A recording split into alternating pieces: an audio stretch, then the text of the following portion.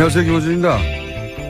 갈등은 정치의 본질이죠. 한 가족 내에서도 의견 불일치가 다반사인데 모든 지역에서 모든 계층을 대변한다며 모인 정치가 갈등하지 않으면 그게 비정상입니다. 그러니까 국회는 싸우지 말라고 하면 안 되는 거죠. 오히려 자신이 대변하는 이들을 위해서 싸워도 아주 잘 싸워야 하는 겁니다. 야당은 김상조 공정위원장의 임명을 두고 도저히 좌시할 수 없는 폭고, 독재라고 규탄합니다. 야당이 새 정부의 선택과 결정에 이의 제기하고 싸움을 거는 자체는 문제가 없습니다. 문제는 싸움의 기술입니다. 싸워도 아주 잘 싸워야 국민들도 그 갈등이 드러내고자 하는 가치가 뭔지 파악하고 응원도 하고 하는 거죠. 그런데 폭고, 독재, 세계 어느 나라, 어느 시대 기준으로 출범 한 달 된 정부의 합법적 절차에 의한 임명을 독재라고 합니다. 이러면 싸움이 제대로 안 됩니다. 국민들이 너무 답답했는데 미처 표현하지 못했던 지점을 단어로 구체화시켜주고 공감대를 끌어내고 그렇게 여론과 함께 여당을 압박해 원하는 결과를 얻어내야 하는 건데 자기들 뜻대로 안 됐다고 독재 딱지를 이렇게 쉽게 갖다 붙이는 건 너무 게으른 겁니다. 제 불만은 그러니까 싸운다는데 있는 게 아니라 잘 싸워야 서로서로 긴장하고 성장도 하는데 지금 너무 못 싸운다는 데 있습니다. 야당 좀 잘 싸웁시다. 김원준 생각이었습니다.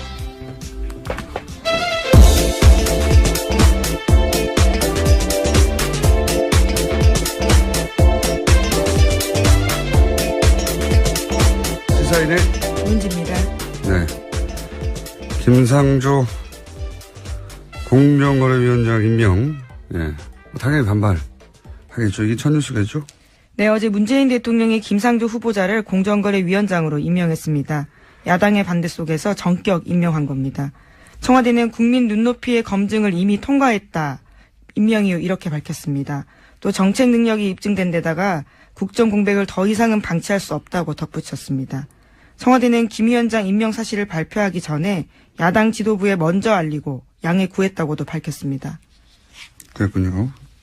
당연히 야당은 여기다 이제 반발을 하는데 반발은 할 수 있는데 이제 반발과 관련된 워딩들이 제가 보기엔 게을러요. 좀 소개해 주십시오.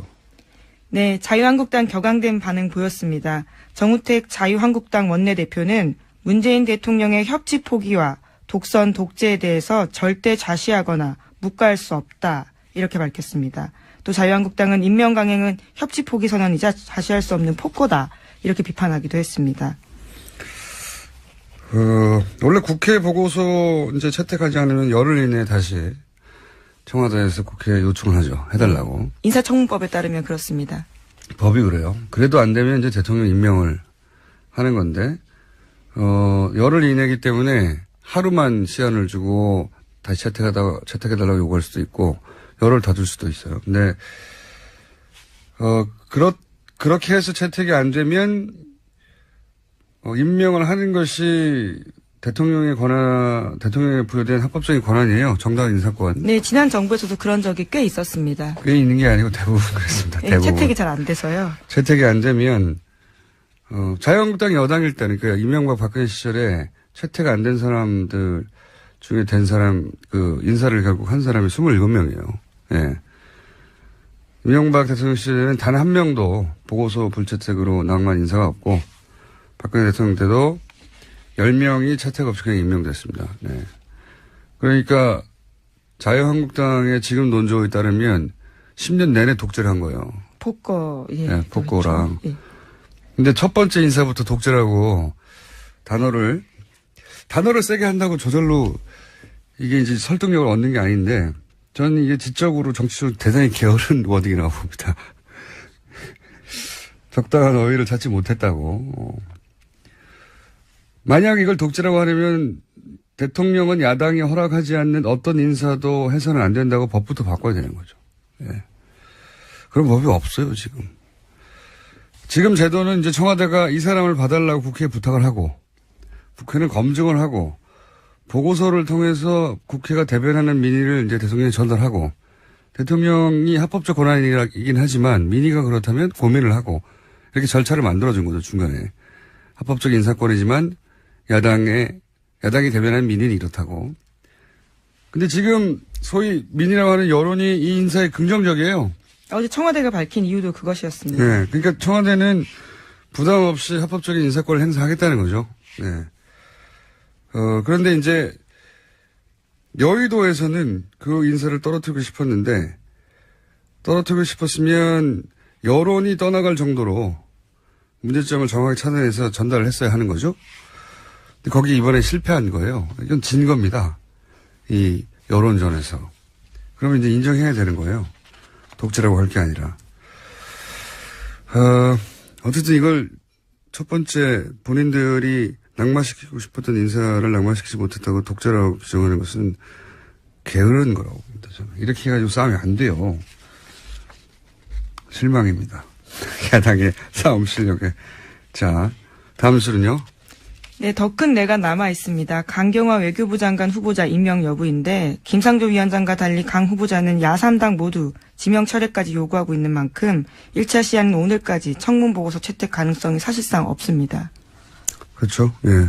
이제 김희수 헌재 소장 후보자가 문제죠. 이 헌재 소장 자리는 표결 처리를 반드시 거쳐야 되기 때문에 야3당 입장에서 특히 자유한국당 입장에서는 절대 이 김희수 헌재 소장 표결에 참여를 하지 않거나 참여하더라도 반대표를 던질 게 분명하고. 네, 이미 그 의사는 아주 확실하게 밝혔는데요. 예. 문제는 국민의당이 어떤 스탠스를 취한 따라서 결과가 달라질 것으로 보입니다. 그렇죠. 예.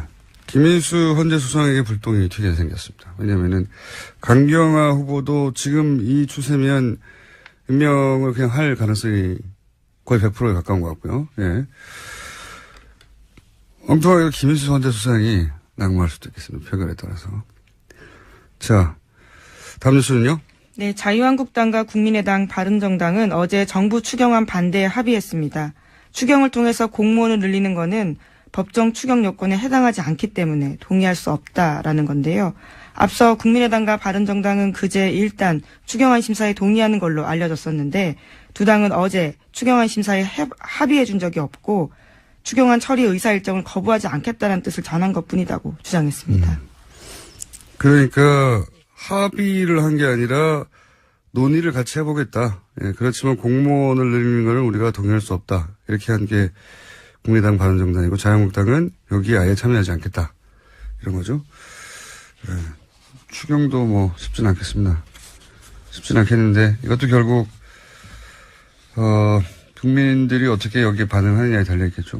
야당은 추경 관련해서 본인들이 심의에 참여해서 동의하지 않는 부분을 걸러내겠다고 하는 건 뭐 당연한 거죠. 예. 자유한국당은 아예 참여하지 않겠다. 이게 자유한국당에 도움이 될지는 모르겠네요. 네, 어제 대통령이 국회 상임위원장 청와대로 초청해서 식사 자리도 마련했었는데 자유한국당은 여기에도 아예 불참했습니다. 가장 강력한 그 저항으로 제1야당의 힘을 보여주겠다는 건데 이 전략이 성공적인지는 모르겠어요. 지금까지는. 예. 설득력이 대중적으로 그렇게 있는지. 이 전략을 현 지도부가 잡은 걸 텐데. 자유한국당은 어쨌든 불참합니다. 아예. 사실상 거의 모든 국회 일정이 불참하겠다는 거고 마찬가지네요. 네. 네, 지금 그런 상황입니다. 알겠습니다. 다음 뉴스는요? 네, 문재인 대통령의 첫 정상회담 일정이 공개됐습니다. 오는 28일 한미 정상회담을 위해서 미국 워싱턴으로 출국합니다. 29일에서 30일은 도널드 트럼프 미 대통령과 정상회담 공식 일정 소화합니다. 다음 달 1일 귀국길에 오르는 3박 5일간의 일정입니다. 드디어 만나는군요. 굉장히 뭐랄까요. 흥미진진한 만남입니다. 트럼프 대통령이라는 인물이 역대급 인물 아니겠습니까? 미국. 그리고 이제 최근에 미국 언론이 트럼프 대통령을 향해서 비꼬는 것 중에 하나가 뭐냐면 트럼프 대통령의 가장 중요한 관심사는 트럼프 자신이라고. 아무래도 지금 탄핵 이야기까지 나오고 있으니까요. 뭐 그렇게 해석할 수도 있는데 미국 언론이 이렇게 표현한 이유는 자기를 칭찬해주는 걸 그렇게 좋아한다. 뭐. 자기애가 넘쳐서요. 네, 자기 얘기만 하는 것을 좋아한다. 네. 네, 강요들과 모여서도 자기 얘기를 한다고. 국정을 논하는 게 아니라. 어떤 웃음이 나올지 굉장히 궁금합니다. 네. 문재인 정부도 어떤 포인트로 준비해야 될지 굉장히 고민이 많을 것 같습니다. 그러니까 일반적인 외교 관례는 뭐 표준 프로토콜이 정해져 있는데 저는 트럼프 대통령을 상대할 때 어떻게 상대하는 게 좋을지 전략적으로 연구가 많이 필요한 것 같아요. 마크롱 같은 경우는 악수를 세게 하는 것으로 네, 그렇죠. 기사를 제가 생각해보면 굉장히 유치한 거거든요. 원래 남자들이 유치해요. 대통령이 돼봤자. 근데 양국의 유럽의 강대국과 세계 최강대국이 만나가지고 대통령이 처음 만나서 세계 언론 톱을 장식한 게 악수를 누가 더 힘 세게 해주고 했다. 이게 막 유치하게 짝이 없는데. 굉장히 원초적인 뉴스였죠. 이건 침팬지들이 하는 짓이거든요. 예. 남자들이 그렇죠, 뭐. 이와간 굉장히 복잡하고, 섬세하고 예민한 이런 전략이 아니라, 뭔가, 독특한 나름의 전략이 필요한 것 같습니다. 달리기를 하자고 해야 되나요? 등산을 하자고 해야 되나요? 저 뒷산까지 누가 먼저 올라가나 이런 이야기를 해야 되나요? 일부러 져줘야 하는 건가요? 지금 굉장히 어려운 상황입니다. 이겨야 되죠. 이겨야 하는 건가요? 악수 가지고 내가 더 오래 꼭 잡고 있었다. 예. 그거 막 자랑스럽게 인터뷰하고 막 언론에서 막 탑으로 다니고 얼마나 유치합니까? 근데 그래요, 그게. 다음 뉴스는요? 네, 박근혜 전 대통령이 어제 본인 재판에서 유진용 전 문화체육관광부 장관의 증언을 듣던 중 웃음을 터뜨렸습니다. 유 전 장관은 박 전 대통령으로부터 직접 노태강 전 문체부 국장을 인사조치하라는 지시를 받았을 당시에 대해서 진술했습니다. 유 전 장관은 노 전 국장에게 할 수 있는 최대 인사조치가 인사이동이라고 생각했지만 나중에 생각해보니까 대통령은 파면이나 해임까지 이야기한 게 아니었냐라는 깨달음이 있었다라고 증언했거든요. 거기에 그 말이 끝나자 박 전 대통령은 손바닥으로 얼굴을 가리고 크게 웃었습니다. 이게 이제 언론 보도에 따라 조금씩 다른데 소리를 내고 웃었다는 사람 보도도 있고 그냥 얼굴에 웃음이 만면했다 수준을 이렇게 표현한 것도 있고 그러니까 방청했던 게 이 생방송으로 라이브로 보여진 게 아니기 때문에 어느 정도로 어떻게 웃었는지 잘 모르겠어요. 또 기자단 자리가요 피고인석과 꽤 거리가 있습니다. 그러다 네. 보니까 웃음의 여부에 대해서 캐치하기가 각자가 좀 다를 수도 있고 그게 잘 안 보이거든요. 예. 잘 안 보이기도 하고 그리고 이 재판이 진행되면 기자들은 받아치느라고 그렇죠. 정신이 없어요. 그래서 어쨌든 웃긴 웃었다는 거. 예, 공통된 기사는 그겁니다. 웃긴 웃었다는 거 같고 또 웃은 게 한 번이 아니라는 거죠. 또 웃었다는 거죠. 네. 유 전 장관과 유영하 변호사가 설전을 주고받자 그 과정에서도 박근혜 전 대통령이 웃음을 보였다라고 하는데요. 유 전 장관이 청와대에 거듭되는 지시 때문에 승마협회 감사에 착수할 수밖에 없었다라는 취지의 진술을 했습니다. 그것은 검찰 질문에 대한 답이었는데 거듭되는 보고와 지시를 받으면서 속으로 배경이 뭘까라는 생각을 했고 정윤회라는 이름을 파악했다라는 검찰의 질문에 대해서 그렇다라고 유 전 장관이 대답했거든요. 이에 대해서 유영하 변호사가 그 증언에 대해서 문제 삼았습니다. 아까 검사 질문에 거듭되는 보고와 지시 받으면서라는 부분이 있었는데 누구에게 언제 몇 차례 받은 것이냐 이렇게 꼼꼼히 따져 물었습니다. 그러자 유 전 장관은 신문 내용을 보여주면 자신이 표시해 주겠다라고 답했고요. 여기에 대해서 유 변호사가 주긴 뭘 주냐 이렇게 대치면서 서로 목소리가 높아진 겁니다. 유 전 장관이 큰 소리 치냐 이렇게 응수했고 유 변호사가 반말하는 거냐 반말하지 말라 이렇게까지 흥분하는 모습 보였습니다. 그 내용이 승마협회 감사를 지시했는데 왜 이러는 거지? 배경이 뭐지?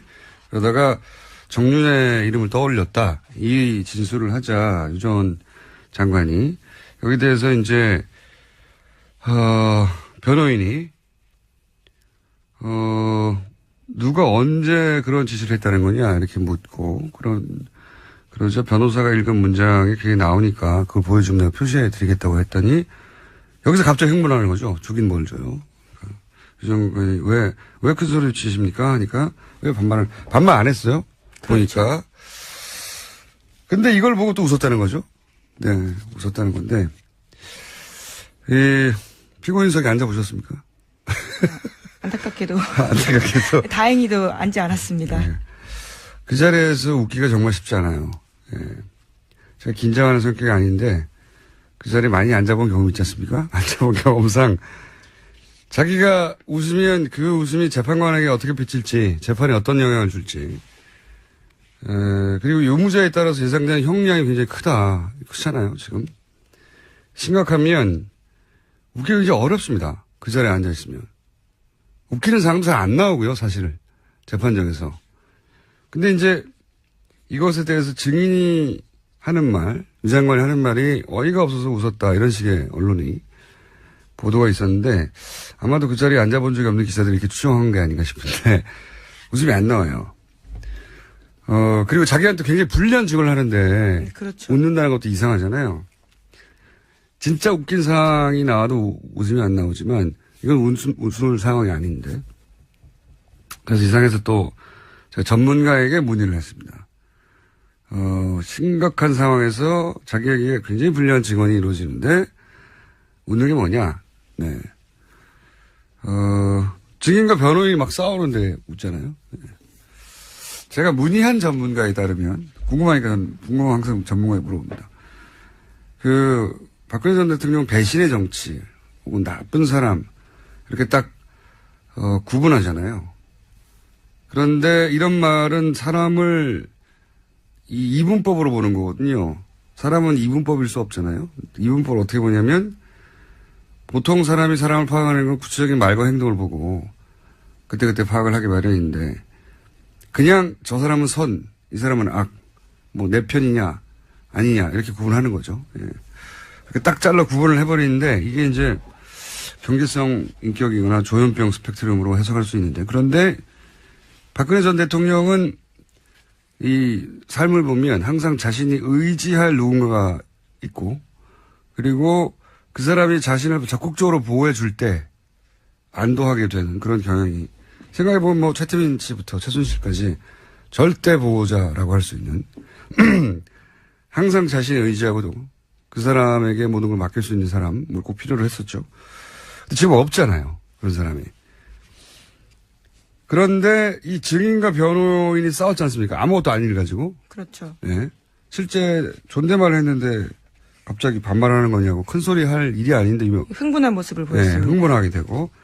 근데 그렇게 자기를 적극적으로 변호해주는 상황을 보면 안도하게 된답니다. 안도하게 되고.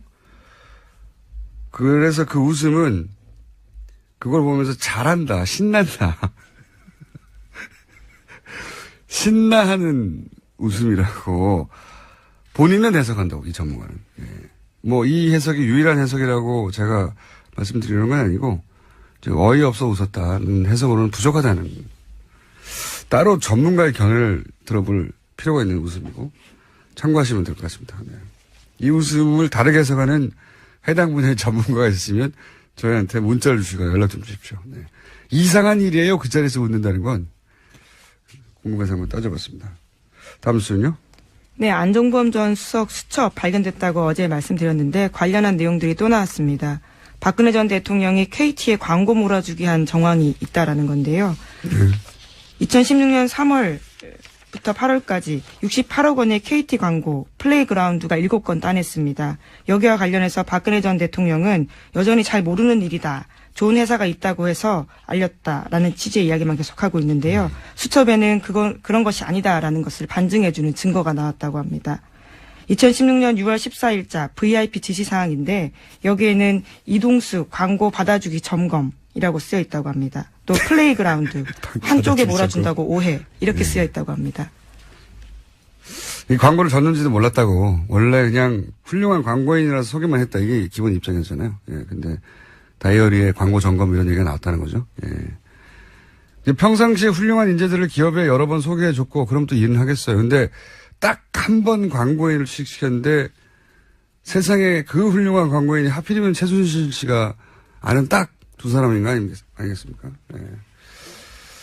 이게 몰랐다는 건 말이 안 되죠. 왜냐하면 그 사람들 이름을 직접 언급하면서 취직을 시킨 것도 대통령 본인이고, 그런 후에 광고 총괄 담당으로 보직을 변경하라고 지시한 것도 대통령 본인이고, 자격이 안 되는 신생 플레이그라운드를 KT 광고 대행사로 선정하도록 한 것도 대통령 본인이고, 그리고 광고를 연속 7건 추진했었는데, 그리고 나서는 지금 그 메모가 그걸 챙겼다는 걸 드러내는 거잖아요. 예, 증거라는 거죠. 자신이 다 시킨 일인데 그걸 모를 수가 없죠. 예. 근데 이제 모른다고 일단 부인해 왔는데, 또 종범실록에 의해서, 예, 그게 아니라는 게. 예, 밝혀지고 있군요. 재판 과정에서 재미있는 기록들이 많이 나오네요. 네. 자, 시간 관계상 하나 정도 더 할 수 있을 것 같습니다. 네, 지난 9일 강원도 인제 야산에서 북한 무인기로 추정되는 소형 비행체를 발견했다고 군 당국이 발표했습니다. 아, 무인기 또 나왔나요? 예. 뭐 이게 북한에서 어떤 임무로 얼마나 자주 뛰었는지 국방부에서 당연히 철저히 조사해야 하죠. 근데 먼저 눈에 띄는 건 저는 개인적으로는 기술력이네요. 예. 왜냐면은 군사 분계선에서 왕복이 한 540km. 그 위쪽 어딘가에서 날렸으면은 왕복이 대략 600km 정도 될 수도 있는데 2m짜리 무인기에 엔진 연료 체계가 뭔지 대단한 연비예요. 예. 기술력이고 두 번째는 사진기를 봤더니 35mm 사진기던데 이거를 킬로미터 단위 위에 상공에서 찍으면 굳이 이렇게까지 멀리 날아와서 찍을 가치 있는 사진이 안 나오거든요. 예. 북한이 이렇게 힘들게 할 게 아니고 제가 보기엔 우리나라에 4대 드론이 많습니다. 예. 요즘 4K로 찍어요. 화질도 엄청나고. 그거를 하나 사가지고 촬영을 한다면 메일로 사진을 보내는 게 나을 텐데 고생이 많네요, 북한이. 자, 추가 뉴스가 나오면 그때 얘기하고요. 오늘 여기까지 하겠습니다. 시사인의 김은지였습니다. 감사합니다.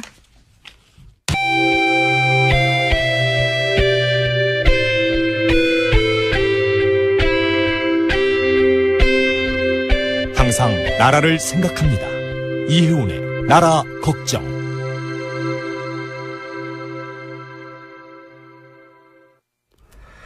자, 다시 본인 걱정을 할 타이밍이 돌아오셨습니다. 정말 돌고 도네요. 이 의원님 나오셨습니다. 안녕하십니까. 네, 안녕하세요. 네. 본인 걱정을 할 타이밍이 돌아온 게 이제 바른정당 당대표에 출마를 했어요? 네, 어제 선언을. 선언했습니다. 기호는 뽑혔습니까? 1번 뽑았어요. 1번. 제가 뽑은 게 아니라 우리 네. 직원이 뽑았는데 제가 어제 그 친구한테 빨리 가서 로또를 사든지 뭐라도 해라 그랬어요. 1번. 네. 지금 후보가 누구죠? 제가 알기로는 5명이에요. 정운천 의원, 김영우 의원, 2번이 하태경이고요. 하태경 의원, 그리고 3번이 정운천이고 4번이 네. 지상욱. 4번이 사실 지상욱. 유리해요. 왜냐하면 저희 바른정당이 4번이거든요. 그래서 우리 바른정당 당원들은 본능적으로 4번을 누르는 이 훈련이 돼 있는 사람들이라 지상욱 4번, 그다음에 5번이 김영우. 지금 경선 룰이 어떻게 됩니까? 경선 룰은 네.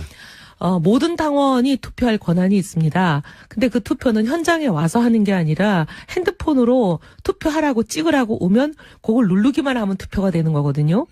그게 모든 당원이 하는 그거를 70% 반영하고 나머지 30%는 국민 여론조사예요. 국민 여론조사 네. 30%. 국민 여론조사 물론 뭐 당연히 70% 가장 중요했지만 국민 여론조사가 있는 만큼 인지도나 일반 여론 지지도가 있는 분이 유리하겠네요. 네, 아무래도. 좀 그런 면이 있습니다. 그런 면에서는 정운천 의원은 대중적 인지도 좀 낮은 편이고, 그죠? 아, 잘 모르시는구나. 네. 저희 남편한테는 물어보니까 우리 남편은 정운천은 알겠는데 그래요. 그래 내가 왜 정운찬. 그랬더니 저도 그렇게 생각해서 네. 혹시 정운찬 총리와 헷갈린 건가 해서 정운찬 말고 정운천을 알아? 내가 이랬더니 오늘 고구마 보냈던데. 그거 네, 지금 이렇게 막 디스하시면 안 되고요. 아, 네. 경제 후보이기 때문에. 네.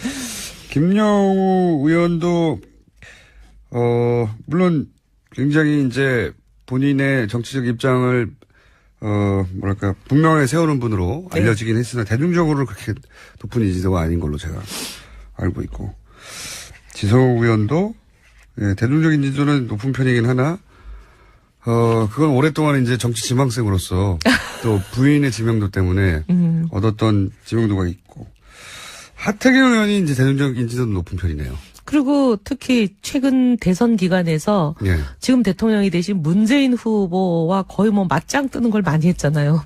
예. 예, 그렇죠. 문제제기를 예. 많이 했고, 언론을 많이 탔고, 예. 이 대중 인터뷰도, 언론 인터뷰도 많이 했기 때문에. 그렇지만 이혜원 의원만큼 지금 언론 노출이 많은 의원이 지금 없지 않습니까? 예. 그래서 이제. 뭐 모든 선거가 또 뚜껑 열어봐야 알죠. 당선 안 되면 이제.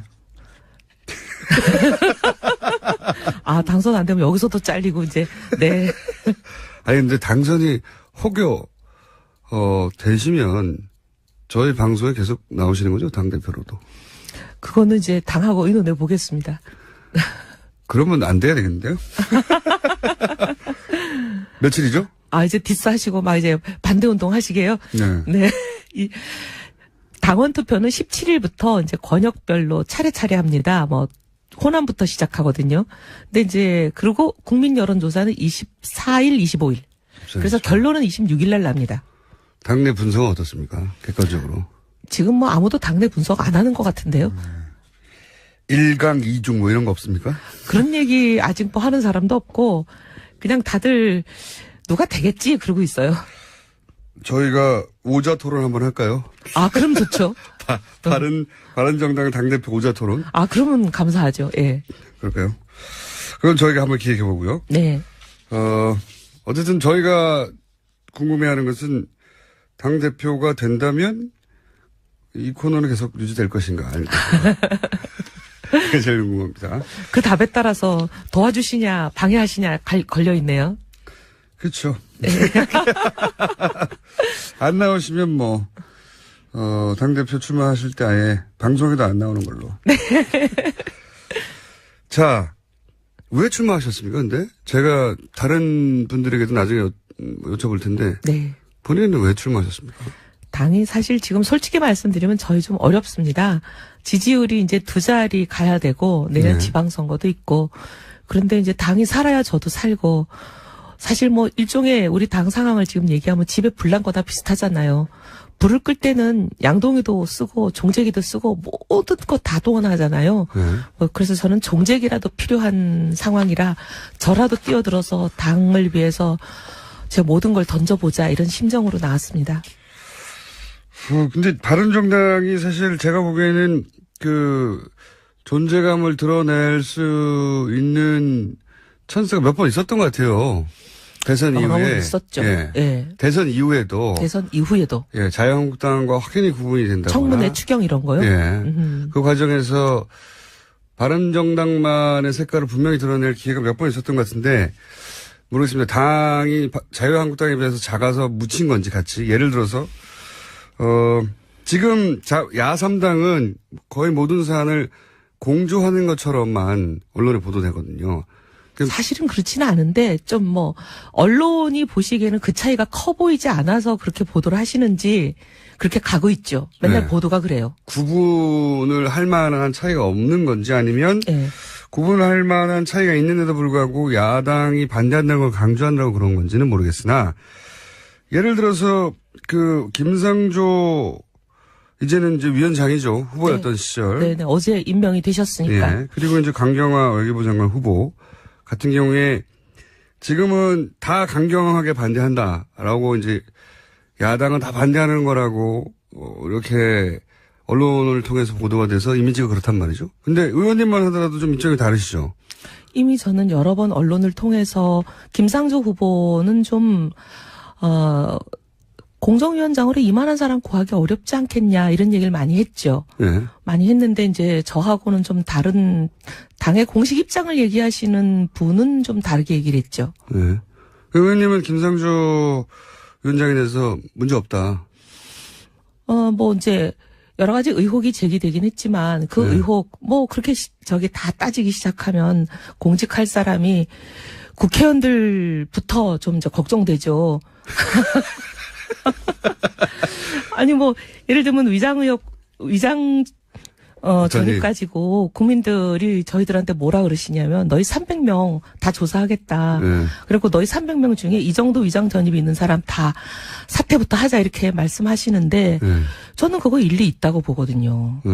그리고 이제 김상조 사실 이제 지금 위원장의 그 여러 가지 위장 전입에 대해서 말씀하시는 부분이 해명이 되는 부분도 있고 네. 또 뭐 그렇죠. 네. 예. 그래서 그 임명하는 거가 비교 형량해야 된다고 제가 말씀드렸고 네. 뭐 사람이라는 게 신이 아닌 다음에 100% 흠결이 없는 사람이 어딨냐. 근데 이제 그런 이 여러 가지 이제 그 문제를 가지고 한 문제 가지고 전체 다 안 된다라고 얘기하는 거 하고 이런 문제가 있다는 건 지적을 하고 근데 이제 그 사람의 역량과 자질을 쭉 종합해서 평가해 보니까 뭐 공정위원장으로 직무를 수행하기에는 뭐 이 정도면 뭐 넘어갈 만하다 이렇게 평가하는 거하고는 다르지 않냐 네. 이렇게 얘기를 했는데 하여튼 우리 당의 입장을 공식적으로 얘기하는 분은 저하고 좀 다르게 얘기하신 것 같아요.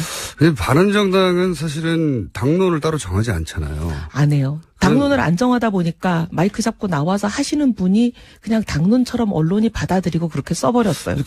예를 들어서 하태경 의원 혹은 의원님도 그러고 김영철 의원도 예를 들어서 지금 김상조 강경화 후보들에 대해서 이 정도면 통과시킬 만한 거 아닌가라는 발언을 많이 했어요. 지명도 있는 분들이 많이 했지만 네. 실제로 그런데 바른정당의 입장은 안 된다는 식으로 언론에 보도되거든요. 당론이 있는 것도 아닌데 이게 어떻게 해서 이렇게 되는 거예요? 이제 그 해당 메커니즘이? 담당 뭐라고 제가 또 이렇게 얘기하면 또 누구를 지목하는 게 될까 봐 굉장히 몇 걱정되는데 명 없는데요, 뭐. 바른정당에. 그 일을 담당하고 계시는 분의 발언이 그냥 공식 입장이 돼버려서 그래요. 근데 담당하시는 분이라고 하면 대변인이겠죠? 예.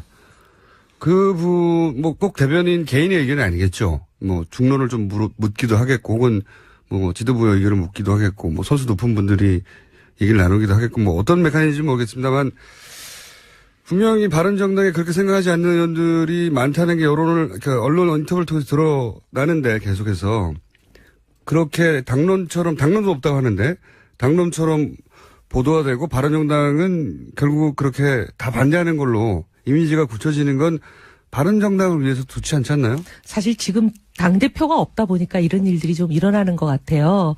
그래서 이제 지도부가 제대로 꾸려지고 나면 이런 일들이 좀 바로 잡아지죠. 왜냐하면 이제 당직을 맡은 사람들이 이제 개별 당직을 맡은 사람이 A, B, C, D 있으면 이분들이 각자 자기가 맡은 일에 대해서 자기 의견을 막 얘기하는데 이게 당 전체에 어떻게 보면 조율되거나 또는 전체 다수의 의견이 아닌 것들이 막 나갈 때도 누군가 있어요? 이거를 그런 경우가 지금 굉장히 많잖아요. 근데 이제 이거를 누군가가 소위 말하면 이제 대장이 있어가지고 조율하고 통제하고 대장이 조율하고 그다음에 이거는 다수 의견이 아니다. 다수 의견은 이거다. 이렇게 정리하고 할 역할을 하는 대장이 지금 없잖아요. 당 대표도 없고 지금 지도부가 없다 보니까 이게 이제 어떻게 보면 과도기에 일어나는 그런 좀 어려움인 것 같아요. 그래서 하루빨리 지도부가 선출이 돼서 당 대표가 생기면 이런 부분을 좀 최소화할 수 있죠. 기자들도 그러면 그 과정에서 혼선을 겪거나 아니면 저 정도로 대변인이 말하면 뭐 중지가 뭐졌나 보다 오해하거나 사실 언론인들도 얼마나 바빠요. 매일매일 기사 쓰고 취재하기 힘드니까 그냥 그거 누가 발표하면 그 일을 맡은 사람이 발표를 하면 그냥 이게 당의 공식 입장이라고 써버리는 거죠. 이겠거니 그렇다. 그럼 개인적으로 강경화 후보에 대해서는 어떻게 생각하십니까? 제가 이제 지난 여러 번 많은 언론을 통해서 말씀드렸는데 저는 일단 최초의 외무장관으로 내정된 사람이 낙마하면 정말 참 가슴 아프고 애석한 일이다. 여성으로서 그런 말씀드렸고 그다음에 제가 이거 뭐 심증일 뿐이지 제 짐작일 뿐이지 무슨 물증이 있는 건 아닌데 강경화 후보자는 보니까 주로 외국에 계셨던 것 같고, 그다음에 여러 지인들 그분을 잘 아는 여러 지인들 얘기를 들어보면 이 남편 되시는 분이 거의 모든 걸 하신 것 같아요. 뭐 오래 외국에 있었으니까 그렇기도 하고 들리는 이야기로는 뭐 경제권을 분리했다고도 하고 아예. 예. 뭔가 이제 결혼할 때 사정이 있어가지고 친정 쪽에 여러 가지 뭐 이제 채무라든가 복잡한 사정이 있었나 봐요. 그러니까 이런 게 남편에게 넘어가는 것을 막아주기 위해서 아예 결혼 때부터 이 소위 재정 문제는 구분 계리를 딱 해서 전혀 노타치하는 걸로 그렇게 뭐 돼 있었다라는 소리를 들었어요. 그렇게 말씀하시더군요. 예, 그렇게 되다 보니까 이제 뭐 아무래도 남편이 자기가 번 돈을 갖고 뭘 하는지에 대해서 뭐 관여하지도 않고 알려고도 하지 않고 뭐 그랬다는 소문이 있는데 그랬다면 저도 이제 일하는 여자의 입장으로서 그런 경우 정말 이해가 되거든요. 아, 그럼 참 상당히 억울하겠다 그런 생각도 들고 그다음에 이제 어쨌든 간에 유엔에서 사무차장을 하는 그 현직 자리를 내려놓고 오셨는데 조국을 위해 봉사하겠다고. 그런데 그런 사람을 조국은 하자가 있어서 너는 안 되겠어라고 하면 우리가 참 복잡한 상황이 되지 않겠냐. 제가 그런 얘기도 많이 하고 하여튼 참 안타까움을 많이 얘기했어요. 종합적으로는 그래서 그리고 지금 예고요 사안이 굉장히 시급한 그런 우리 대한민국의 입장이잖아요. 지금 네. 이 국면이. 그리고 불과 2주 후면은 한미 정상회담이 있는데 우리로서는 한미 정상회담이 굉장히 우리 국익에 중요한데 그러면 외교 장관이 없이 이 일을 어떻게 치를 건가 하는 문제도 고민을 해야 되고 여러 가지 좀 종합적으로 이 문제는 봤으면 좋겠다. 그래서 보고서는 채택되지 않더라도 대통령이 만약에 인사권을 발휘해서 임명한다면 뭐 저는 좀 이해가 되는 면이 있어요. 이해가 된다. 근데 이제 제가 당대표 나와가지고 또 이렇게 당에서 이 담당하시는 분이 공식적으로 얘기한 거와 또 다른 얘기했다고 또 이제 당에서 난리가 날까봐 제가 굉장히 걱정됩니다. 조심스러우시군요. 예. 네, 그건 뭐 제가 알 바 아니고요. 난리 나시길 바라고요. 그렇게 각 바른정당의 개별 의원이 가진 생각과 좀 다른 당론처럼 비춰지는 입장들이 나가기도 하고, 네. 근데 그게 이제 과도기라서 그렇다. 네. 근데 그런 과도기라는 점 때문에 그런 이미지로, 그러니까 야3당은 다 공주해서 다 일일이 모든 걸 반대한다는 식으로 비춰지는 게 바른정당에는 도움이 안 되는 것 같아요, 지금. 예. 그러니까 일종의 오케스트라를 치면 지금 지휘자가 없는 거죠. 그래서 막 바이올린이 자기 맘대로 소리 내고 막 첼로도 지금 연습하는 그런 상황이야. 징징거리. 왜냐면은 지금 예를 들어서 김성조 위원장을 임명했더니 어제. 네. 사실은 이명박 박근혜 정권 때도 채택 안 되면 거의 다 임명했거든요, 그냥. 아니 뭐 그랬죠. 절차적인. 기억나죠. 예. 그 농림수산부 장관 바로 최순실 국정농단 바로 직전에 그분 때문에 이 난리까지 온 계기도 됐잖아요. 네. 경찰청장도 뭐 음주운전 때문에 네, 문제가 됐었죠. 문제가 됐었는데 바로 다음날 그냥 임명했어요. 네. 했는데 그런데 이제 이 첫 번째 인사에 대해서 임명하자 바로 대통령이 절차적으로 보장된 합법적 권한인데 마치 채택하지 않는 것이 국회의 권한인 듯 그러면도 임명하는 것도 대통령의 권한이란 말이죠. 그 권한을 썼더니 자유한국당하고 바른정당에 나온 워딩이 뭐냐면 독재였어요. 독재? 예. 바른정당이 독재라고. 독재 찾아보십시오. 아. 독재라는 단어 등장했어요. 제가 그래서 그래요? 네. 너무 게으르다. 그 상황에 대해서 화가 나거나 항의할 수도 있는데 네. 여기다 독재라는 단어를 써버리면 이게 울림이 없거든요. 말을 세게 한다고 다 사람들이 공감대를 얻고 울림이 있는 게 아니잖아요. 그럼요. 오히려 뭐라 그래야 되나 너무 과도하게 사실과 다른 극단적인 단어를 쓰면 오히려 반감을 주는 경우가 있더라고요. 독재라고 생각하십니까? 아유, 저야 뭐 그렇게 생각하는 사람이면은 아까 그런 얘기를 했겠어요. 그러니까 이 바른정당의 메시지 관리가 불통 그리고 독재다 이렇게 표현했거든요. 바른정당에서도 물론 자유한국당에서도 독재라고 했고요. 아, 바른정당이 제가 한번 찾아보고 그분하고 얘기를 좀 해볼게요. 누가 그런 말씀을 하셨는지 찾아보고 네, 좀 대화가 필요하네요. 그죠? 예. 네.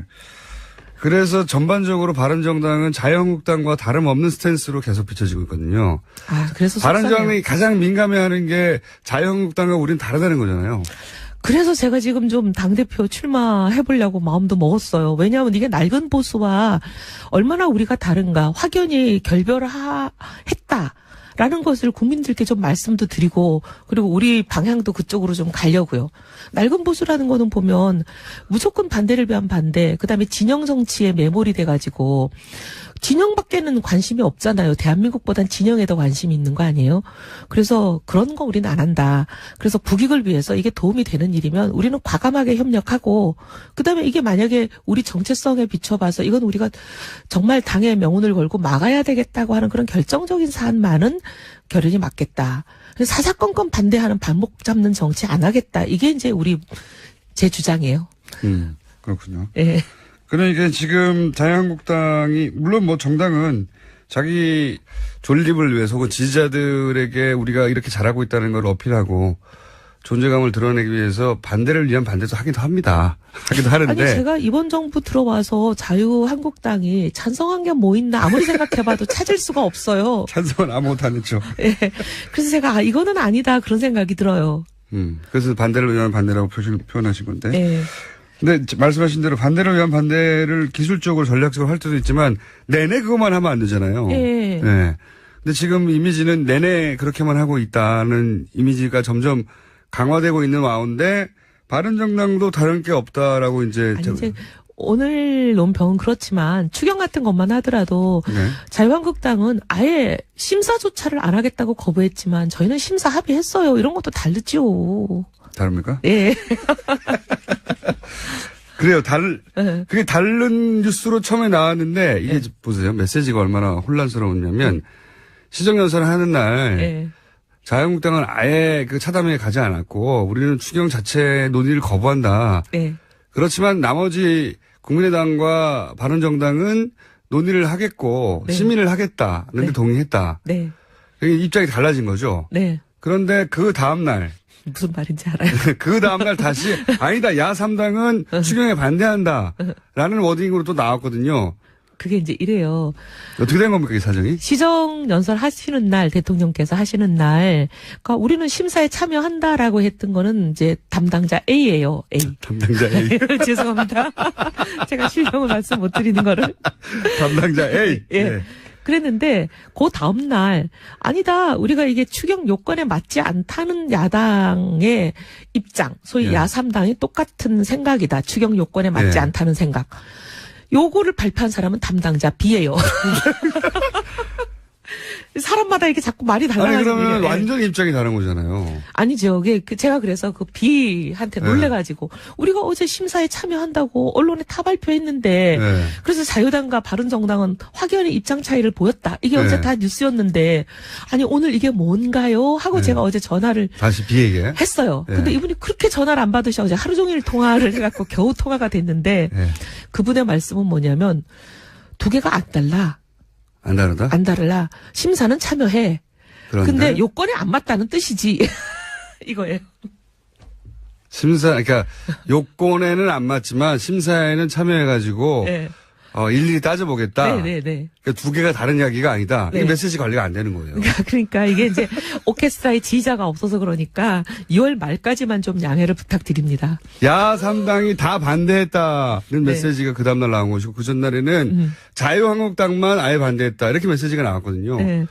그 B 담당자의 이야기가 틀린 이야기는 아닌데. 네. 그러니까 굉장히 국민들한테 오해를 사기에 오해를 살 소지가 있는 거죠. 소지가 있는 게 아니고 오해 덩어리입니다, 이게. 그래서 제가 아까부터 말씀드리지만 이게 지금 지휘자가 없다 보니까 이렇게 막 메시지 관리가 안 되고 있다. 예, 국민들이 혼란스러우실 것 같은데 너무 죄송한 말씀 드리고요. 저희가 어쨌든 빨리 이 지휘자를 뽑아서 이게 이제 어떻게 보면은 그러니까 조화롭게 국민들이 혼란스럽지 않게 화음을 내겠습니다. 메시지 관리가 안 되면 예. 정체성이 정립이 안 되는 예, 거거든요. 화음을 낼게요. 사람들이 바른정당 안에 들어가서 바른정당에 있는 의원들 다 만난 다음에 바른정당은 이런 뜻이구나 하고 이해할 수 없잖아요. 아무도 그렇게 안 해주세요. 그러니까요. 심지어 언론도 그렇게 안 하는데 어느 국민이 그렇게 하겠어요? 바른정당 의원들끼리도 그렇게 못해요. 예, 맞습니다. 그러니까 이제 결국은 그 외부에 나오는 메시지 가지고 판단할 수밖에 없는데 이 메시지가 아주 극단적으로 갈리니까 자꾸 같은 메시지가 네. 하여튼 뭐 본인이 대표하면 다 없어진다는 한 거죠. 2주 후면은 해결되니까 죄송합니다. 2주만 좀. 이건 어떻습니까? 김인수 헌법재판소장 후보자는 표결에 가면 상당히 지금 불리한 상황 아닙니까? 불리한 것 같아요. 굉장히 그죠? 김희수 헌재 소장에 대해서는 저희 당내에서도 제가 긍정적으로 얘기하는 사람 아직 못 봤어요. 그래요. 네. 예, 물론 제가 모든 사람하고 다 얘기를 해본 건 아닌데. 더군다나 지금 만약에 김상조, 강경화 이런 인사들이 만약에 채택이 된다면. 임명이 된다면 네. 뭐 청와대에서 임명 강행하는 게 분명한 것 같고요. 네, 그런 네. 경우에는 이제 야당은 강력하게 반대해왔기 때문에 뭘 반대했던 거에 표시를 해야 되는데 의사 표시를 분명할 수 있는 게 표결밖에 없으니까 이제는. 그러기도 하고 또 이제 김이수 헌재 소장 후보자에 대해서는 처음부터 이분은 도저히 안 되겠다고 생각하는 많은 사람들이 있더라고요. 네, 보수 진영에는 있을 수 예. 있죠. 예. 거기다가 이분이 이제 좀 약간 입장이 오락가락한 것도 점수를 많이 잃으신 것 같아요. 예를 들면 시민군 그 운전하신 분한테 사형 선고를 내렸던 거 하고 또 통진당을 해산하는데 반대하는 거하고 뭔가 이렇게 자꾸 오락가락하니까 이분은 뭐 하시는 분인가 이런 사람들이 많아요. 저는 보수 정치의 관점에서는 반대할 수 있다고 모르는데 네. 여하간 이분이 어쨌든 제가 보면 국민의당이 이제 민주당과 뜻을 같이 했으면 통과될 법한 인사인데 이거 하여튼 우려되는 상황이죠 지금 현재. 그러니까 예를 들면 이분 이런 약간지 이념적인 편향이 있다 하더라도 다양성을 위해서 헌재 재판관 중에 한 사람으로 있는 건 괜찮은데 소장까지는 너무하지 않냐. 감사합니다. 그렇게 해서 채택이 안 되면 임명을 하는 것이 대통령의 부여된 합법적인 권한이에요. 정당 인사권. 네, 지난 정부에서도 그런 적이 꽤 있었습니다. 꽤 있는 게 아니고 대부분 그랬습니다. 네, 대부분. 채택이 잘 안 돼서요. 채택이 안 되면 자유한국당이 여당일 때는 그러니까 이명박 박근혜 시절에 채택 안 된 사람들 중에 된 사람 인사를 결국 한 사람이 27명이에요. 예. 이명박 대통령 시절에는 단 한 명도 보고서 불채택으로 낙마한 인사가 없고 박근혜 대통령 때도 10명이 채택 없이 그냥 임명됐습니다. 네. 그러니까 자유한국당의 지금 논조에 따르면 10년 내내 독재를 한 거예요. 복거, 예. 네, 복거랑. 그렇죠. 예. 근데 첫 번째 인사부터 독재라고 단어를 세게 한다고 저절로 이게 이제 설득력을 얻는 게 아닌데 저는 이게 지적으로 정치적으로 대단히 게으른 워딩이라고 봅니다. 적당한 어휘를 찾지 못했다고. 만약 이걸 독재라고 하려면 대통령은 야당이 허락하지 않는 어떤 인사도 해서는 안 된다고 법부터 바꿔야 되는 거죠. 예. 그런 법이 없어요, 지금. 지금 제도는 이제 청와대가 이 사람을 봐달라고 국회에 부탁을 하고 국회는 검증을 하고 보고서를 통해서 국회가 대변하는 민의를 이제 대통령에 전달하고 대통령이 합법적 권한이긴 하지만 민의가 그렇다면 고민을 하고 이렇게 절차를 만들어준 거죠, 중간에. 합법적 인사권이지만 야당이 대변하는 민의는 이렇다고. 근데 지금 소위 민의라고 하는 여론이 이 인사에 긍정적이에요. 어제 청와대가 밝힌 이유도 그것이었습니다. 네. 그러니까 청와대는 부담 없이 합법적인 인사권을 행사하겠다는 거죠. 네. 그런데 이제 여의도에서는 그 인사를 떨어뜨리고 싶었는데 떨어뜨리고 싶었으면 여론이 떠나갈 정도로 문제점을 정확히 찾아내서 전달을 했어야 하는 거죠. 근데 거기 이번에 실패한 거예요. 이건 진 겁니다.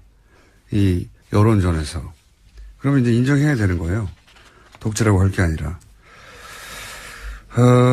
어쨌든 이걸 첫 번째 본인들이 낙마시키고 싶었던 인사를 낙마시키지 못했다고 독재라고 규정하는 것은 게으른 거라고 봅니다. 저는. 이렇게 해가지고 싸움이 안 돼요. 실망입니다. 야당의 싸움 실력에. 자, 다음 수는요. 네, 더 큰 내가 남아 있습니다. 강경화 외교부 장관 후보자 임명 여부인데 김상조 위원장과 달리 강 후보자는 야3당 모두 지명 철회까지 요구하고 있는 만큼 1차 시한인 오늘까지 청문 보고서 채택 가능성이 사실상 없습니다. 그렇죠. 예. 이제 김희수 헌재 소장 후보자가 문제죠. 이 헌재 소장 자리는 표결 처리를 반드시 거쳐야 되기 때문에 야3당 입장에서 특히 자유한국당 입장에서는 절대 이 김희수 헌재 소장 표결에 참여를 하지 않거나 참여하더라도 반대표를 던질 게 분명하고. 네, 이미 그 의사는 아주 확실하게 밝혔는데요. 예. 문제는 국민의당이 어떤 스탠스를 취한에 따라서 결과가 달라질 것으로 보입니다. 그렇죠. 예. 김인수 헌재 수상에게 불똥이 튀게 생겼습니다. 왜냐면은 강경화 후보도 지금 이 추세면 임명을 그냥 할 가능성이 거의 100%에 가까운 것 같고요. 예. 안녕하세요, 김호준입니다. 갈등은 정치의 본질이죠. 한 가족 내에서도 의견 불일치가 다반사인데 모든 지역에서 모든 계층을 대변한다면 모인 정치가 갈등하지 않으면 그게 비정상입니다. 그러니까 국회는 싸우지 말라고 하면 안 되는 거죠. 오히려 자신이 대변하는 이들을 위해서 싸워도 아주 잘 싸워야 하는 겁니다. 야당은 김상조 공정위원장의 임명을 두고 도저히 좌시할 수 없는 폭고, 독재라고 규탄합니다. 야당이 새 정부의 선택과 결정에 이의 제기하고 싸움을 거는 자체는 문제가 없습니다. 문제는 싸움의 기술입니다. 싸워도 아주 잘 싸워야 국민들도 그 갈등이 드러내고자 하는 가치가 뭔지 파악하고 응원도 하고 하는 거죠. 그런데 폭거, 독재, 세계 어느 나라, 어느 시대 기준으로 출범 한 달 된 정부의 합법적 절차에 의한 임명을 독재라고 합니다. 이러면 싸움이 제대로 안 됩니다. 국민들이 너무 답답했는데 미처 표현하지 못했던 지점을 단어로 구체화시켜주고 공감대를 끌어내고 그렇게 여론과 함께 여당을 압박해 원하는 결과를 얻어내야 하는 건데 자기들 뜻대로 안 됐다고 독재 딱지를 이렇게 쉽게 갖다 붙이는 건 너무 게으른 겁니다. 제 불만은 그러니까 싸운다는데 있는 게 아니라 잘 싸워야 서로서로 긴장하고 성장도 하는데 지금 너무 못 싸운다는 데 있습니다. 야당 좀 잘 싸웁시다. 기본적인 생각이었습니다.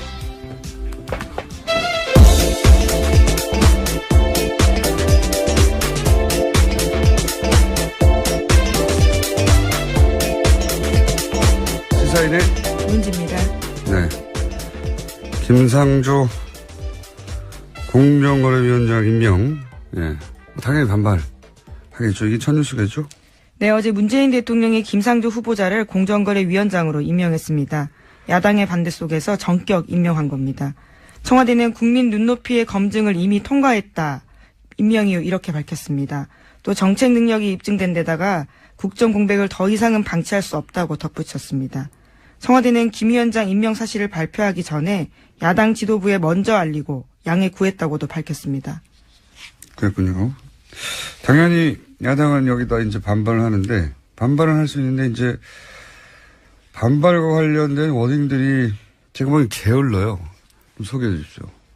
네, 자유한국당 격앙된 반응 보였습니다. 정우택 자유한국당 원내대표는 문재인 대통령의 협치 포기와 독선 독재에 대해서 절대 좌시하거나 묵과할 수 없다. 이렇게 밝혔습니다. 또 자유한국당은 임명 강행은 협치 포기 선언이자 좌시할 수 없는 폭거다. 이렇게 비판하기도 했습니다. 원래 국회 보고서 이제 채택하지 않으면 열흘 이내에 다시 청와대에서 국회에 요청을 하죠. 해달라고. 인사청문법에 따르면 그렇습니다. 법이 그래요. 그래도 안 되면 이제 대통령 임명을 하는 건데, 열흘 이내이기 때문에 하루만 시한을 주고 다시 채택해달라고 요구할 수도 있고, 열흘 다 줄 수도 있어요. 근데, 김인수 선대수상이 낙마할 수도 있겠습니다. 표결에 따라서. 자, 다음 뉴스는요? 네, 자유한국당과 국민의당, 바른정당은 어제 정부 추경안 반대에 합의했습니다. 추경을 통해서 공무원을 늘리는 것은 법정 추경 요건에 해당하지 않기 때문에 동의할 수 없다라는 건데요. 앞서 국민의당과 바른정당은 그제 일단 추경안 심사에 동의하는 걸로 알려졌었는데 두 당은 어제 추경안 심사에 합의해 준 적이 없고 추경안 처리 의사 일정을 거부하지 않겠다는 뜻을 전한 것뿐이라고 주장했습니다.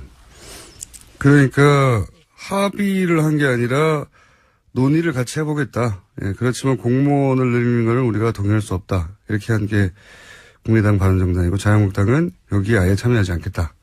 이런 거죠. 예, 추경도 뭐 쉽진 않겠습니다. 쉽진 않겠는데 이것도 결국 국민들이 어떻게 여기에 반응하느냐에 달려있겠죠.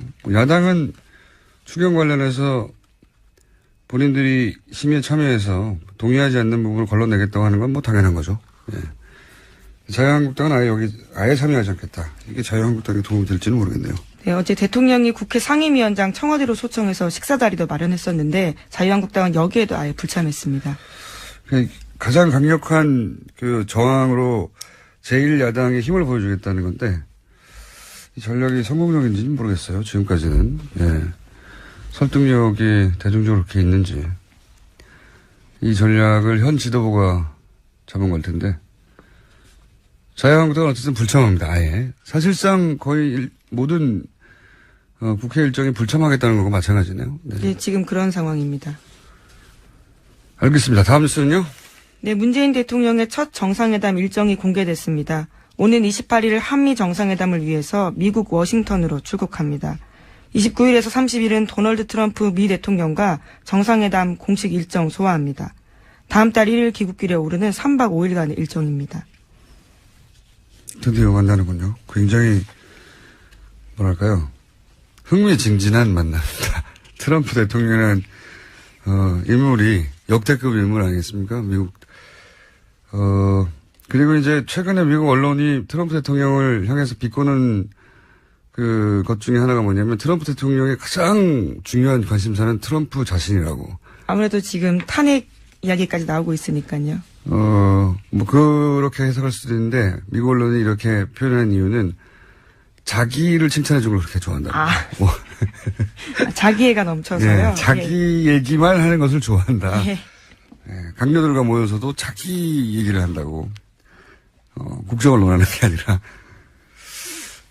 어떤 모습이 나올지 굉장히 궁금합니다. 네. 어쨌든 문재인 정부도 어떤 포인트로 준비해야 될지 굉장히 고민이 많을 것 같습니다. 그러니까 일반적인 외교 관례는 뭐 표준 프로토콜이 정해져 있는데 저는 트럼프 대통령을 상대할 때 어떻게 상대하는 게 좋을지 전략적으로 연구가 많이 필요한 것 같아요. 마크롱 같은 경우는 악수를 세게 하는 것으로 네, 그렇죠. 기사를 제가 생각해보면 굉장히 유치한 거거든요. 원래 남자들이 유치해요. 대통령이 돼봤자. 근데 양국의 유럽의 강대국과 세계 최강대국이 만나가지고 대통령이 처음 만나서 세계 언론 톱을 장식하는 게 악수를 누가 더 힘 세게 주고 했다. 이게 막 유치하게 짝이 없는데. 굉장히 원초적인 뉴스였죠. 이건 침팬지들이 하는 짓이거든요. 예. 남자들이 그렇죠, 뭐. 이와간 굉장히 복잡하고, 섬세하고 예민한 이런 전략이 아니라, 뭔가, 독특한 나름의 전략이 필요한 것 같습니다. 달리기를 하자고 해야 되나요? 등산을 하자고 해야 되나요? 저 뒷산까지 누가 먼저 올라가나 이런 얘기를 해야 되나요? 일부러 져줘야 하는 건가요? 지금 굉장히 어려운 상황입니다. 이겨야 되죠. 이겨야 하는 건가요? 악수 가지고 내가 더 오래 꼭 잡고 있었다. 예. 그거 막 자랑스럽게 인터뷰하고 막 언론에서 막 탑으로 다니고 얼마나 유치합니까? 근데 그래요, 그게. 다음 뉴스는요? 네, 박근혜 전 대통령이 어제 본인 재판에서 유진용 전 문화체육관광부 장관의 증언을 듣던 중 웃음을 터뜨렸습니다. 유 전 장관은 박 전 대통령으로부터 직접 노태강 전 문체부 국장을 인사조치하라는 지시를 받았을 당시에 대해서 진술했습니다. 유 전 장관은 노 전 국장에게 할 수 있는 최대 인사조치가 인사이동이라고 생각했지만 나중에 생각해보니까 대통령은 파면이나 해임까지 이야기한 게 아니었냐라는 깨달음이 있었다라고 증언했거든요. 거기에 그 말이 끝나자 박 전 대통령은 손바닥으로 얼굴을 가리고 크게 웃었습니다. 이게 이제 언론 보도에 따라 조금씩 다른데 소리를 내고 웃었다는 사람 보도도 있고 그냥 얼굴에 웃음이 만면했다 수준을 이렇게 표현한 것도 있고 그러니까 방청했던 게 이 생방송으로 라이브로 보여진 게 아니기 때문에 어느 정도로 어떻게 웃었는지 잘 모르겠어요. 또 기자단 자리가요 피고인석과 꽤 거리가 있습니다. 그러다 보니까 웃음의 여부에 대해서 캐치하기가 각자가 좀 다를 수도 있고 그게 잘 안 보이거든요. 예. 잘 안 보이기도 하고 그리고 이 재판이 진행되면 기자들은 받아치느라고 그렇죠. 정신이 없어요. 그래서 어쨌든 웃긴 웃었다는 거. 예, 공통된 기사는 그겁니다. 웃긴 웃었다는 거 같고 또 웃은 게 한 번이 아니라는 거죠. 또 웃었다는 거죠. 네. 유 전 장관과 유영하 변호사가 설전을 주고받자 그 과정에서도 박근혜 전 대통령이 웃음을 보였다라고 하는데요. 유 전 장관이 청와대에 거듭되는 지시 때문에 승마협회 감사에 착수할 수밖에 없었다라는 취지의 진술을 했습니다. 그것은 검찰 질문에 대한 답이었는데 거듭되는 보고와 지시를 받으면서 속으로 배경이 뭘까라는 생각을 했고 정윤회라는 이름을 파악했다라는 검찰의 질문에 대해서 그렇다라고 유 전 장관이 대답했거든요. 이에 대해서 유영하 변호사가 그 증언에 대해서 문제 삼았습니다. 아까 검사 질문에 거듭되는 보고와 지시 받으면서라는 부분이 있었는데 누구에게 언제 몇 차례 받은 것이냐 이렇게 꼼꼼히 따져 물었습니다. 그러자 유 전 장관은 신문 내용을 보여주면 자신이 표시해 주겠다라고 답했고요. 여기에 대해서 유 변호사가 주긴 뭘 주냐 이렇게 대치면서 서로 목소리가 높아진 겁니다. 유 전 장관이 큰 소리 치냐 이렇게 응수했고 유 변호사가 반말하는 거냐 반말하지 말라 이렇게까지 흥분하는 모습 보였습니다. 그 내용이 승마협회 감사를 지시했는데 왜 이러는 거지? 배경이 뭐지? 그러다가 정윤회 이름을 떠올렸다. 이 진술을 하자 유 전 장관이 여기 대해서 이제